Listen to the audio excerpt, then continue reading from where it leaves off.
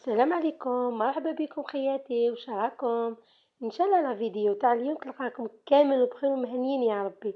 انا راني نقولوا في نعمه والحمد لله، مع اني شويه راني مريضه. لاباس عليا ولاباس عليكم خياتي، وهكذاك راني نقدم لكم في النصائح تاع اليوم. شوفوا البنات، كاين 8 امور اللي ممنوعه على زوجك او خطيبك. هما أمور كلام ماشي حاجة واعرة ولا. 8 أمور ممنوعين تحكيهم مع زوجك، باسكو حنايا نسا ما نكذبوش خياتي، حنا نبلبلو ونحكو الحاجة اللي يشوفوها نفرشوها ونعلقوها، ولا لا. بون، خصوصا هذا الموضوع تاع اليوم فيه الهضرة بزاف، يعني كل وحدة اللي تهدر كما نقولوا تزم فمها. تشدوا دوك نقولكم على خصوصا البنات المقبلات على الزواج او حتى المتزوجات الجدد، ربي يهنيهم. لازم تسمعوا هذا الموضوع باش تتعلموا منه امور اللي حنايا ديناها عبرة، ديناها درس في الحياة. دوك نبدا لكم خياتي، ماشي كل حاجة تحكيها مع خطيبك او زوجك. دوك نقول لك ماشي كاش حاجه، ولا كاين امور راني نقول لكم بعض الامور اللي نحمده لكم كيما نقولوا دونجي وممنوعين منعا باتا تحكيهم مع الزوج تاعك او الخطيب. دوك نقول لك اختي، ما عندناش دوك تقولي لي ما عنديش مع من نحكي وما عنديش واش نحكي وكي نهضر معاه في التليفون. ما تعاوديلوش هادو الامور اللي نحمدهم لكم. ماشي قلت لك ما تحكيش معاه ولا ممنوع ولا نو، راني نقول لكم الامور هادوك.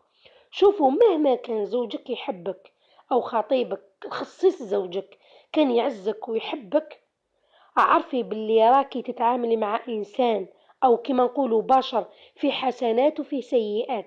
فهمتوني كيفاه؟ يعني مش راح نقطع لك اليوم في الزوج تاعك دوك تقولوا لي راكي من اللي بديتي تقطعي في الزوج. نو، ربي يدوم عشرتكم. شوفوا خياتي، راني نعطيكم بعض الامور اللي تجنبوهم باش ما يصاولكمش مشاكل، كاين بزاف اللي وقعوا فيهم، ودوك تسمعوا وتقولوا لي صح واش راكي تقولي. دوك واش هما هادو الامور 8 او الحكايات اللي عمرك لا تحكيها قدام زوجك؟ نشوفي، ردي بالك حنونة تحكيهم. شوفي، الحاجة الاولى، عمرك لا تحكي على مشاكل صحباتك ولا جارتك، زعما جارتك انتيم معاك، صديقتك مليحة اللي تدخل عندك للدار وتاتاتي ومتزوجة اون بليس، تحكي راجلك تقولي له او ضربها راجلها او عايرها او تنشفها او خرجها، او حتى ويكون لحقت بهم نطلق تعاوديها لراجلك. الا كنتو نتوما كيما نقولوا المقربين اليوم حديروا الصلح، معليش هذاك الشيء. بصح الا كنتي تحكي له باش يسمع وفقط، عارفي بلي الضوء راح يولي عليك انتي تانيك. فهمتوا على قلت لكم؟ باسكو راهو ايماجيني او يتخيل واش دار راجل صاحبتك ولا راجل جارتك، يعاود ينفذها، يجي نهار ويديرها. راني نقول لكم انا نتعاملوا مع انسان وبشر. الحاجه الثانيه، عمرك لا تحكي راجلك على جارتك ولا تحكي له على صاحبتك تكون شابه، حوايجها شابين جايينها شابين. جامي تقولي له فلانه جارتي شابه ودارت لي ماش ولات شابه، باسكو علاه؟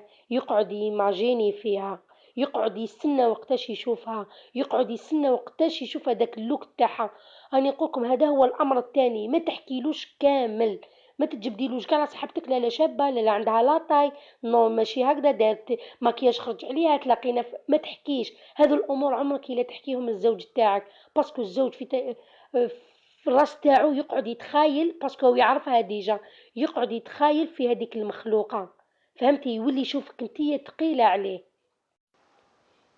الامر الثالث البنات، مشاكلك مع اهلك، هذا بزاف موضوع راه من الناس يغلطوا فيه، يحكوا على دارهم، يحكوا على باباهم، على خوتهم، حتى تكون مشاكلك مع اختك ما تحكيهاش راجلك ولا خطيبك، لانه يجي نهار يعايرك بها، يجي نهار كيما تقولي له اختي دارت وخويا دار ويما دارت وبابا دار، يجي نهار يعايرك بهم. ردوا بالكم، مشاكل عائلتكم ما تحكوهاش لازواجكم. شوفوا، كاين حاجة ما تحكيش ماضي تاعك تانيك، هذا الأمر الرابع. ما تحكوش الماضي تاعكم، زعما كنتي مخطوبة بكري ولا تزوجتي، هذا هو الزواج تاعك الثاني، وتحكي له على زوجك الأول، ولا كيما كنتي فيونسي في الأول، ولا كنتي الباسي تاعك خرجتي ولا عندك.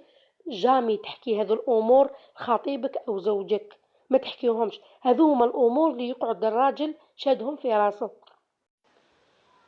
الحكاية ولا الأمر الخامس اللي ما لازمش تحكيله على عيوبك الشخصية تاعك، أو عدم الثقة، ما عندكش الثقة في نفسك، أو عيب في الجسم تاعك. بلاكي هو ما انتبهش، بصح انت بهذو الامور راح تنبهيه. الا ما شافش عيب، كما نقولوا عيوب خلقيه ولا عيوب نفسيه فيك انتيا، راح انت تخليه يكتشفها. ما تحكيش تقولي له لا لا نخاف، ما نعرفش نهضر مع فلانه، ما نعرفش نهضر، ما نعرفش ندخل الحانوت. نو، ما تحكيش هذه الامور كامل.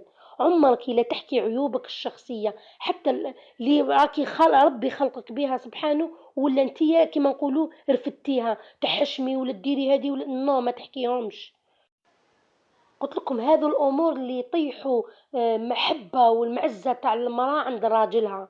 الامر السادس مهم تاني، شوفوا البنات، حاجة ممنوع تنقال أو تقوليها، عمرك لا تقلي من قيمتك. مثلا تروحي تقولي راجلك على جالك درت هادي، وعلى جالك نطيب ندلعو، صح سي فغي، نكلخلو منين داك، بصح ماشي طول طون نقولوا على جالك طيبت، على جالك درت هادي تحبها نتايا على جالك.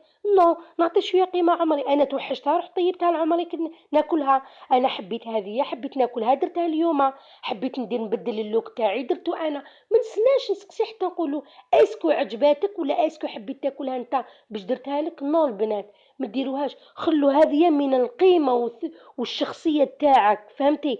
تقللي من قيمتك اللي يجي يحفسك. فهمتوا كيفاه؟ باسكو هذو الامور كامل صدقوني البنات راح تقلل من قيمتك قدام الزوج تاعك. تي تقولي لي هذو من الامور تافهين جايحين ساهلين. نو البنات، هذو الامور تافهين وجايحين، بس عندهم اهميه في الحياه الزوجيه. عندهم اهميه، حاجه صغيره راح تولي حاجه كبيره. شتي من مشكل صغير يولي كبير هكذاك. صافي انت تقولي نورمال نحكي، نورمال نقول، نورمال ندير، بصح نو. عمرك الحاجه الاولى نقولكم ونعاود، اموركم الشخصيه ما تتفرش كامل، اموركم العائليه في داركم ما تتفرش كامل. اني توجور نقولها لكم نعاود من غير الموضوع تاع اليوم، يعني اليوم خصصت لكم النقاط فقط.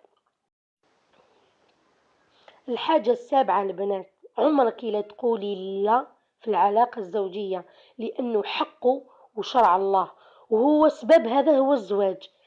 فهمتوا كيفاه؟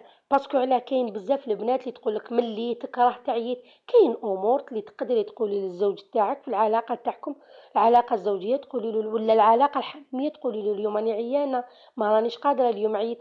ماشي كل يوم راكي عيانه، كل يوم مريضه، كل يوم. فهمتوا كيفاه؟ هذو الامور كامل اللي تقلل من كيما نقولوا من المحبه، من محبه الزوج ليك. يعني هذا حقه شرعي، وهذا حقه طاهوله ربي. وبهذا الامور اللي تزول اللي كما نقولوا ربي دار سبب تاع الزواج، يعني عارفي وقتاش تقولي لا لا، وعارفي وقتاش تقولي ايه. الحاجة الثامنة البنات، الأمر الثامن، كوني صريحة في طلباتك مع زوجك، لأنه الراجل ما يحبش الألغاز، كما نقولوا تضربي له بالمعاني ولا هكا، راح يرميك في الثقيل ويدير روحه ما سمع والو. يعني انتيا كي تطلبي امورك تطلبيهم عادي، ومن حقك الزوج تاعك يلبي لك رغبات تاعك. اي حاجه في الرغبات اللي راكي حابتهم تطلبيهم من الزوج تاعك بدون حشمه.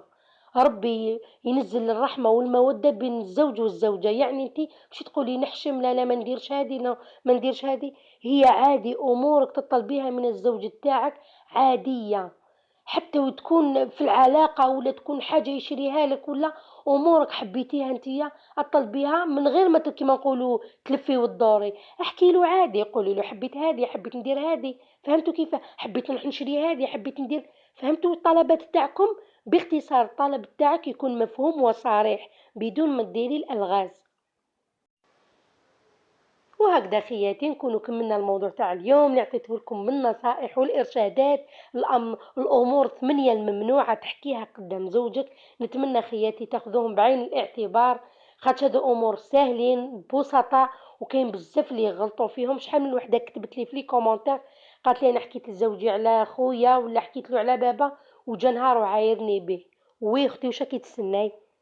يجي نهار ويعايرك به. هاني اشاك فوا عاودوا ولوا لي فيديو تاوعي نقول لكم الامر اكثر حاجه خطيره كي تحكي له على داركم ولا تحكي له على مواضيع مواضيعك عفوا الشخصية تاوعك القديمة اللي جاز عليها الباسي قبل ما يكون هو، ما تعاوديهاش، كيما نقولوا ردميها حفري عليها ونسايها. فهمتوا خياتي؟ ان شاء الله يكون هذا الموضوع نال اعجابكم. نتلاقاو خياتي في لا فيديو واحد اخر. ما تنسونيش خياتي تكتبوا لي كومونتير شباب كيما نتوما خياتي، هكذا تحفزوني نزيد، والى الملتقى باذن الله.